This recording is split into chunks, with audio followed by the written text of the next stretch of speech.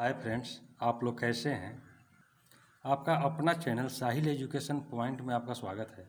आज हम लोग बात करेंगे क्लास 12 का हिंदी, जो काव्य खंड से है। तुलसीदास का कविता है जो कि अध्याय 3 है।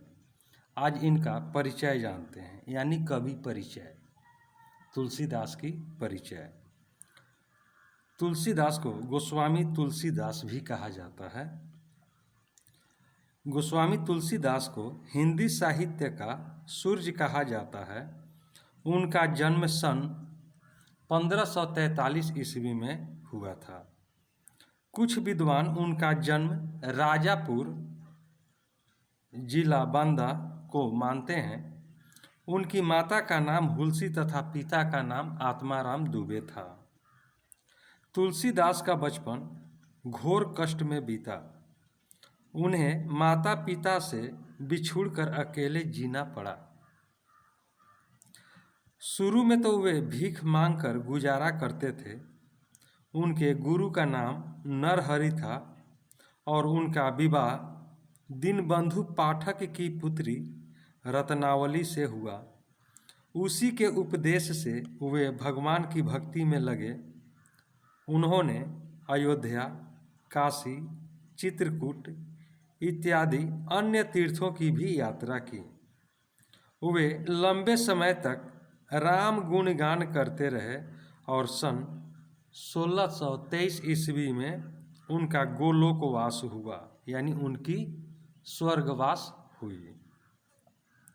तुलसीदास की अनेक रचनाएं हैं, जिनमें कुछ रचनाएं प्रसिद्ध है, जैसे रामलला नहछु, जानकी मंगल, पार्वती मंगल, रामचरितमानस, गीतावली, विनय पत्रिका, बरवै रामायण, दोहावली, कवितावली, हनुमान बाहुक, वैराग्य संदीपनी। और इन सभी में जो है रामचरितमानस तुलसीदास की प्रसिद्धि और लोकप्रियता का सबसे बड़ा आधार है। तुलसीदास के काव्य का एक ही विषय है, मर्यादा पुरुषोत्तम राम की भक्ति। उनके राम शक्ति, शील और सौंदर्य के अवतार हैं। उन्होंने रामचरितमानस में राम के संपूर्ण जीवन की झांकी प्रस्तुत की है। विनय पत्रिका में उन्होंने अपनी भक्ति भावना को सुमधुर गीतों में प्रस्तुत किए हैं।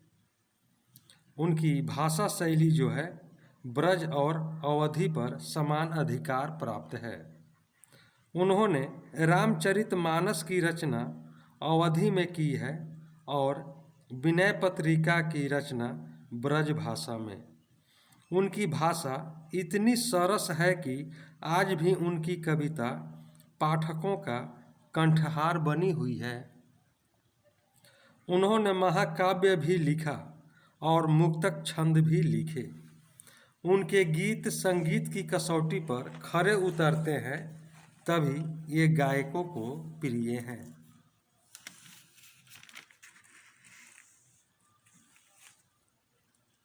और उनकी अस्थाई निवास काशी में था।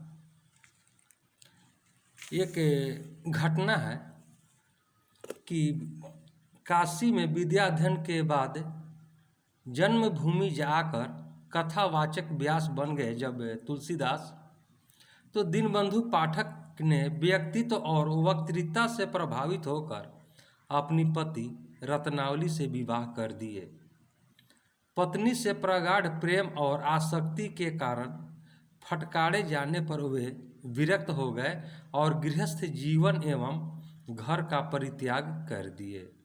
लेकिन उनका अस्थायी निवास था काशी में और उन्होंने अनेक तीर्थ यात्राएं भी की है, जैसे सुकरखेत, अवध, चित्रकूट, प्रयाग, मथुरा, वृंदावन, कुरुक्षेत्र, हरिद्वार, बद्रीनाथ, नैमिषारण्य, मिथिला, जगन्नाथपुरी, रामेश्वर आदि प्रमुख तीर्थों की यात्राएं समय समय पर काशीवास करते हुए भी संपन्न की।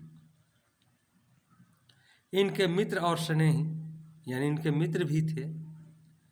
इनके मित्रों में थे अब्दुल रहीम खान खाना, महाराजा मान सिंह, नाभादास, दार्शनिक मधुसूदन सरस्वती, टोडरमल आदि इनके मित्र और स्नेही थे।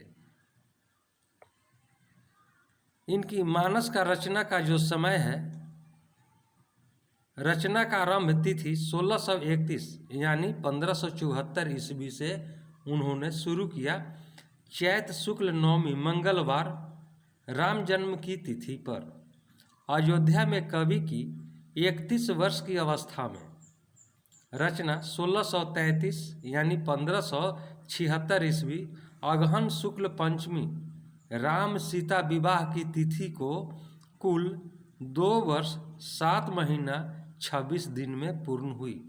यानी रामचरितमानस की रचना जो है इन्होंने 2 वर्ष 7 महीना 26 दिन में पूरा किए।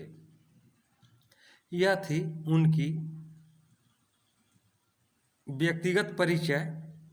अब हम लोग उनके द्वारा लिखी हुई कविता को अगले वीडियो में पढ़ते हैं और समझते हैं। फिर अब हम लोग अगले वीडियो में मिलेंगे। तब तक के लिए जय हिंद, जय भारत।